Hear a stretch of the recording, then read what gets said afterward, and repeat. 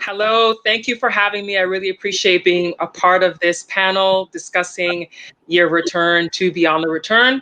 My role with the organization has been as a social media manager. I was creating content for Year of Return and now Beyond the Return, and we have both platforms that are still running. So I am running both platforms at the moment on both Instagram and Facebook, creating video content as well as social media posts.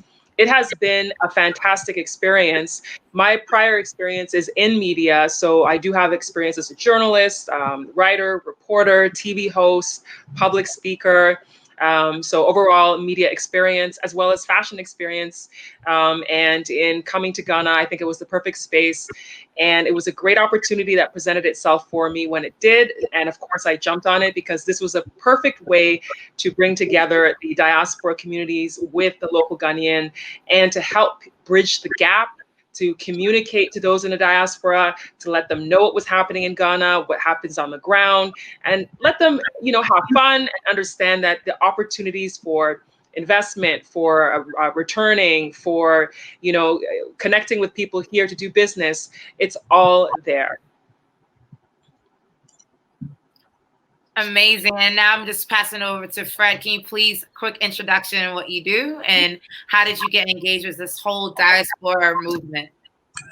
Thank you, Christina. I really appreciate you giving me the opportunity to be here to speak about what GAJ is doing. First of all, I want to thank you and your amazing team at the GSC and the Ghana Tech Summit for helping Ghana to leverage the full potential that technology provides. And, as we all know, Ghana has a huge human capital base.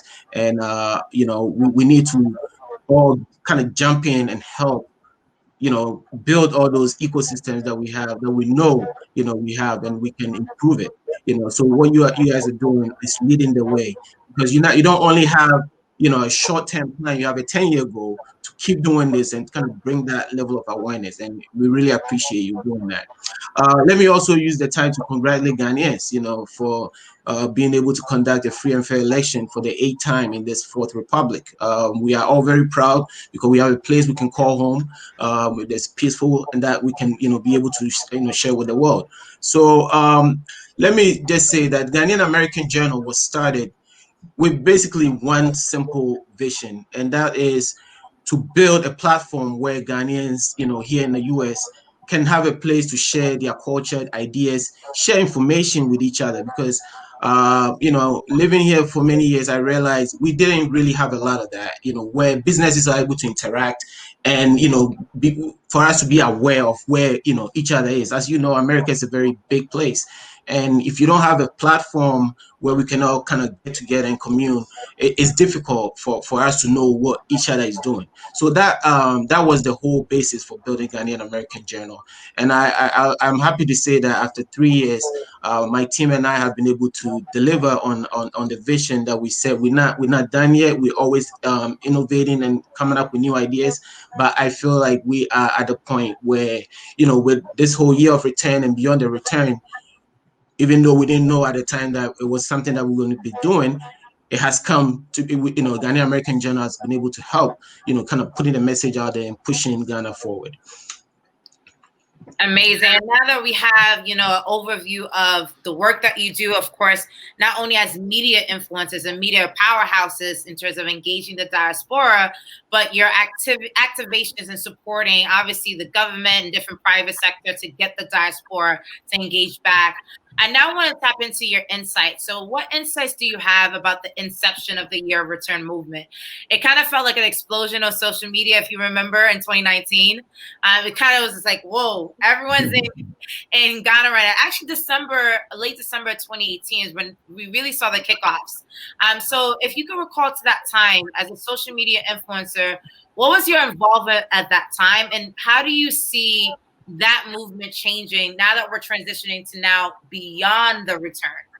And I'll start with Ivy Prosper. Well, as far as the beginning of Year of Return, all kickstarted when President Nana Akufo-Addo did his announcement in the US. I believe it was in September of 2019 when he made that announcement. And was in, as you mentioned, late 2018. Sorry, I said 2019, September 2018 when he made the announcement. And it was in December 2018 when the Full Circle Festival with Boris Kojo and Bozoma St. John, and they brought about 100 of their friends from the US. So they brought a number of influencers, you know, in media, in acting, film, television, who came with them to Ghana. And because of their presence, it helped to put a spotlight on Ghana because they were posting and sharing about their experiences in Ghana. So basically, it was sort of like a prelude. So when January kicked off, Year of Return, it was already getting some buzz. There were already people who were hearing about it and starting to book their trips and saying, I want to come to Ghana. And it did, although it did have some buzz, it did have a slow start in the beginning of the year because there were still a lot of people who didn't quite understand what it was all about.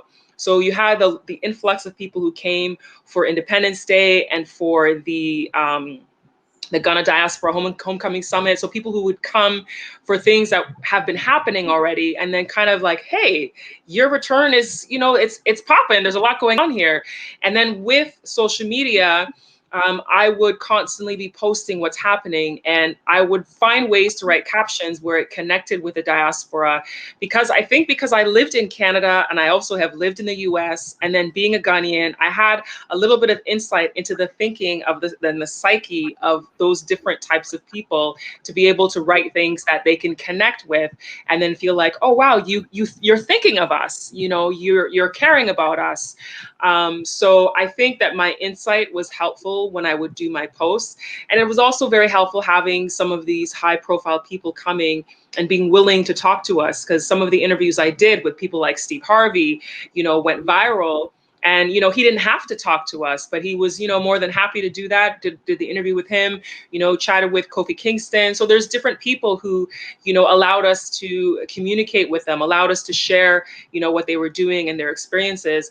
And I think that a lot of people connect with influencers and connect with celebrities, connect with their favorite personalities, and it makes them feel a sense of comfort that, okay, if that person can go, then I should go too. It's not so bad, because we know that there is the negative stereotype of Africa that's been around for a long time. So this was also a platform to be used to show positivity.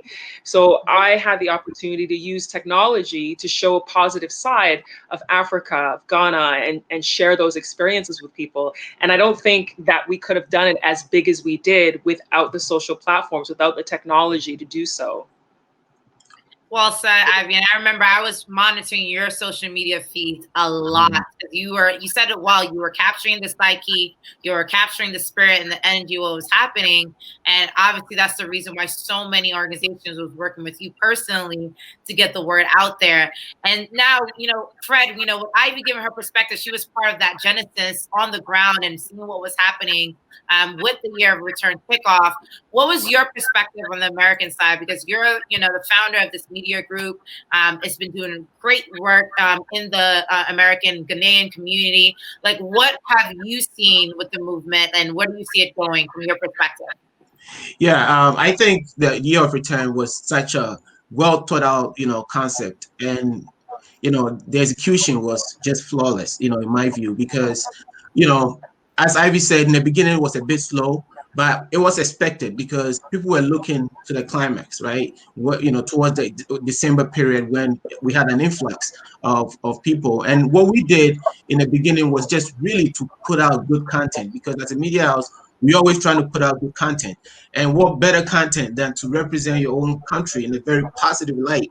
You know, 400 years of slave, you know, the slave Atlantic slave trade, and now our people can return back home, you know, with our African American brothers and sisters, and we can all go back home and, you know, put a positive spin on something that's so negative, you know. So we just jump right in, and you know, I always say, when you're representing your country, you don't need to get paid for it. You know, you just do it because it's for the love of the country, and that's what we did. And we're able to share a lot of information with our audiences. Prior to that, we had a couple of exhibitions, museum exhibitions that Gaj was part of. We had helped curate, you know, in New York and in Connecticut, and we used the opportunity to kind of share what Ghana was all about, the culture, kind of get people to understand why we are so proud of Ghana. So, we, using the social media platforms, sending the information out, just talking about it, doing interviews, those were the things that we did to kind of put that positive spin on it. And in the end, we came home and we all celebrated.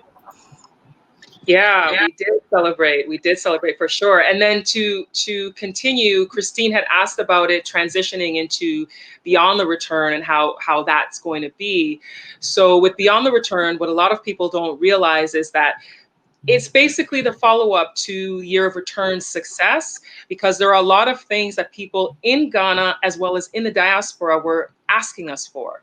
There were consistent questions that constantly came up. So this Beyond the Return is a 10-year initiative, and the theme for it is a decade of African Renaissance.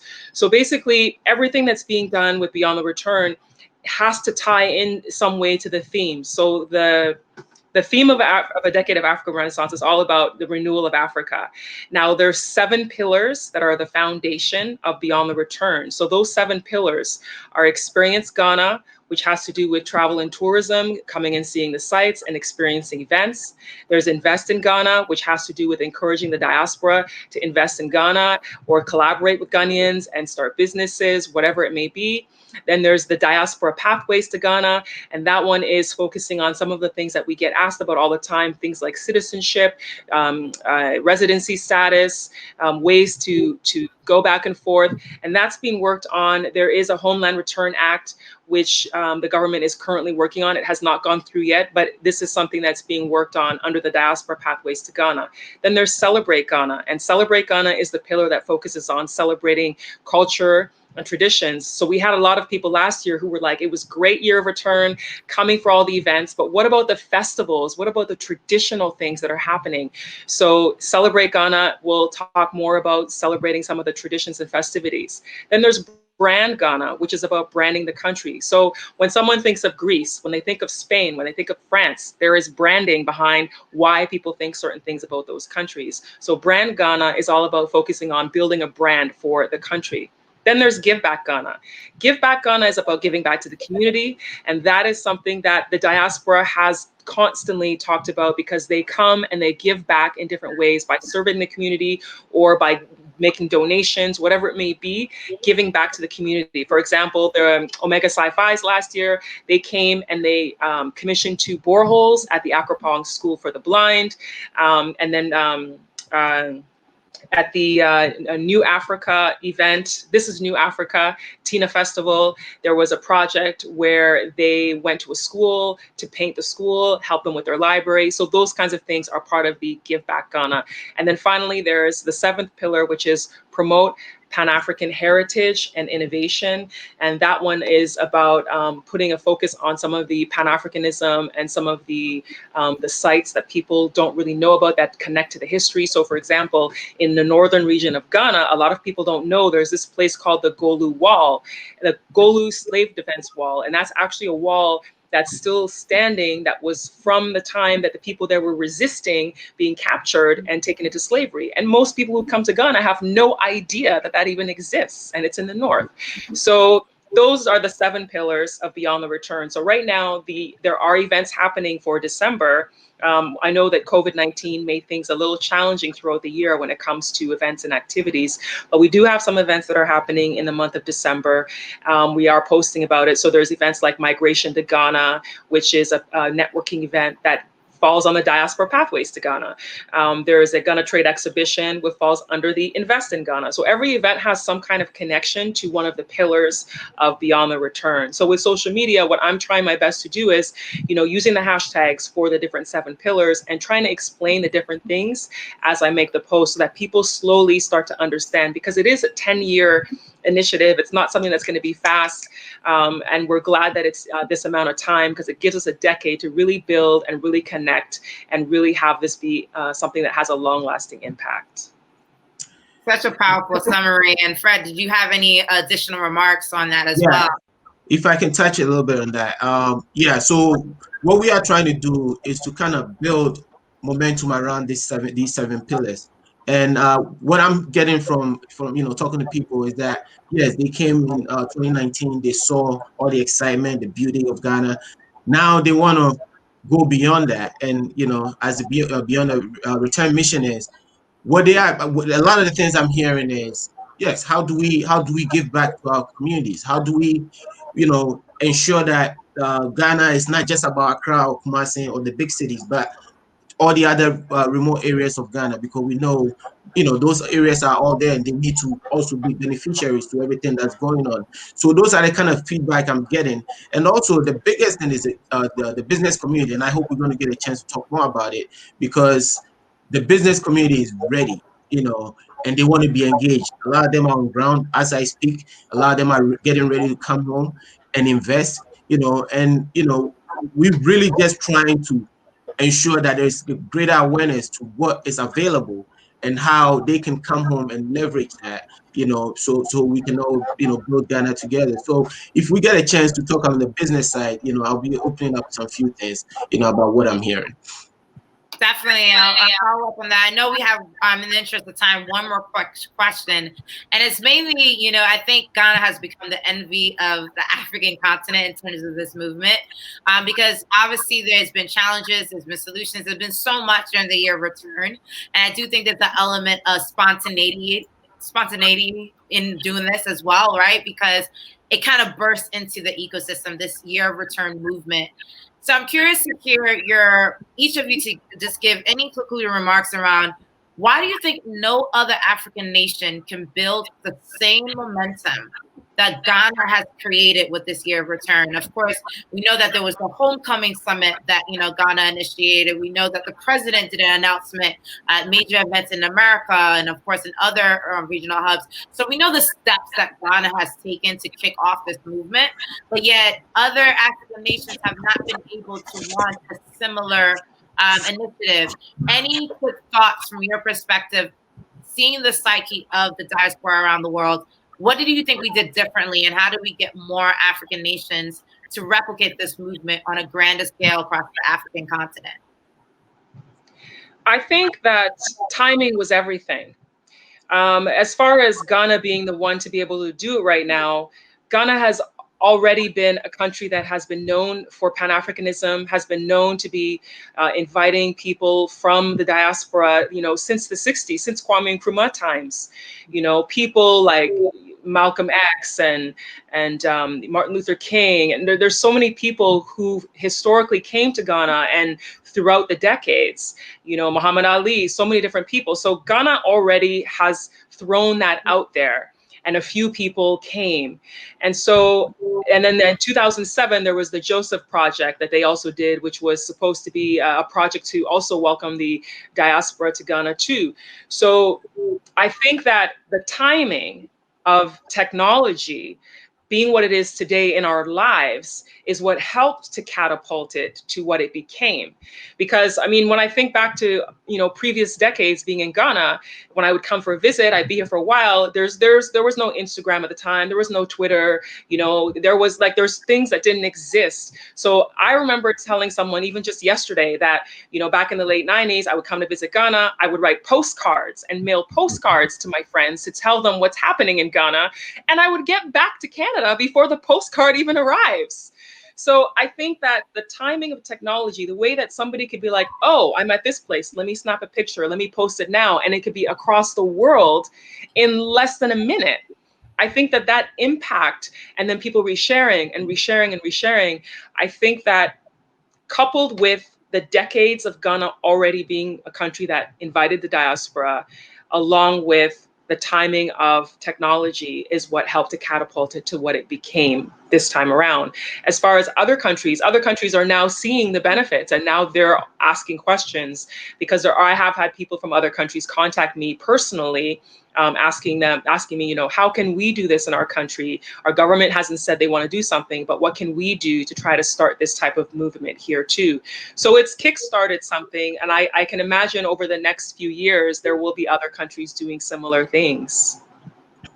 Well said. And Fred, any additions? What are your thoughts? What did we do? What was the magic of Ghana this time around? Yeah, I believe Ghana has an amazing history. I mean, our history is just, phenomenal. And we've over the years been able to share that, across the globe. And the fact that the 400 years came around this, that this time, it was just a perfect storm, of, oh, Ghana, I've heard about Ghana. What's the buzz about Ghana? Now here's the buzz. 400 years of slavery. We want everybody to return home. Let's help develop Africa. Let's help develop Ghana. It was just framed perfectly. And the fact that Ghanaians are all over the world also helps because we're able to just share the information that we have, about what's going on back home. And if you go to work, everybody wants to know about Ghana. So that is what helped. And I think the Ghanaians have made the right investments over the years to make something like this happen. The year of return. Amazing. So I know we're running out of time here before we transition to the ambassador remarks. And then, of course, the LinkedIn team will be joining us right after. But I just want to get some concluding remarks and just hear from you all.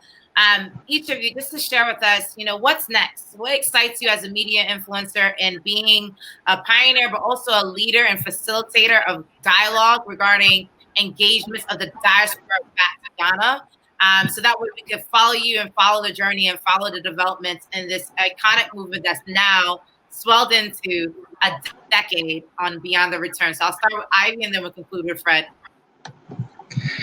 Well, what excites me is being a part of changing the narrative of Africa.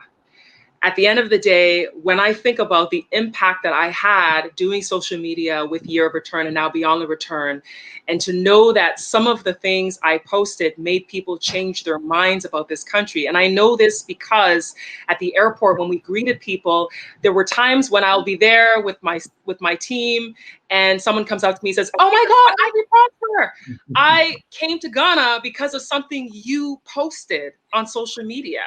So for me, what excites me is knowing that I have this power to help change the narrative of Ghana and Africa at large into something people never expected. Because when their minds are changed, they're open to coming. And when they're open to coming, that's the opportunity for them to not just come, but to collaborate and to build with the people who are here, because together we can be very powerful in rebuilding the continent of Africa. Thank you. And Fred? Yeah, thank you again, Christine. So with the concept of Beyond the Return, what I'm really excited about is seeing how we can all come together and just build our technology and business ecosystems, ensure that we are benefiting from all the attention that we've received, because the interest is still there. But how do we kind of bring everybody back, back to Ghana to do something? So I'm excited about 3 areas right now, and I want to talk about them. One, there is telehealth. Concept of telehealth, is becoming big, especially during this pandemic. And I just this morning I spoke to someone who's already on the ground, who's working on that. A fellow U.S. Ghanaian based in the U.S. And then there is another company which is in the health insurance industry, ensuring that Ghanaians who are in the U.S. can provide quality health care for their families. So this is a health insurance company called Fleury that is already on the market in Ghana using technology to make this possible. Another company to watch out for is KTA Mobile. They have mobile phones, a Ghanaian based in New York who builds mobile phones, and he's getting ready to establish a company in Ghana that will be assembling mobile phones. They're already on the market, but they want to do it right in Ghana. So talking about technology. Now, the biggest thing that I think is coming is having Ghana's own Google Translate. There is a company called Ghana Natural Language Processing. They are already building, they have an app. I've tested it. You could put any Ghanaian language in it, P, Ewe, Frafra, you put a language in it and it translates it into English. Why is this guy doing it? He's doing it because he thinks that's what we need, because Google built a Google translator and we don't have a Ghanaian version. The Ghanaian language is not in it.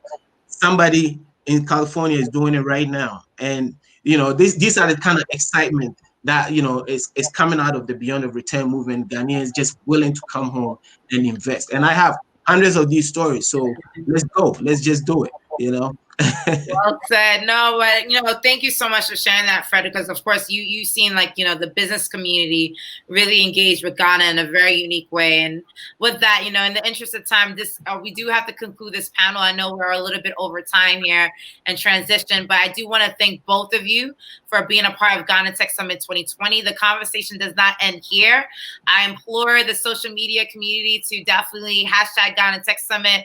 Definitely engage with Ivy and Fred on more developments of what they're monitoring, because these are the media powerhouses of our Ghanaian community, and they've been sharing, and it's hard work, by the way. It is. Social media is 24/7. People don't realize how hard it is. So we applaud you and we salute you, and we really thank you so much for being a part of Ghana Tech Summit 2020. Thank you so much. Thank you for the opportunity. Thank you. Thank you.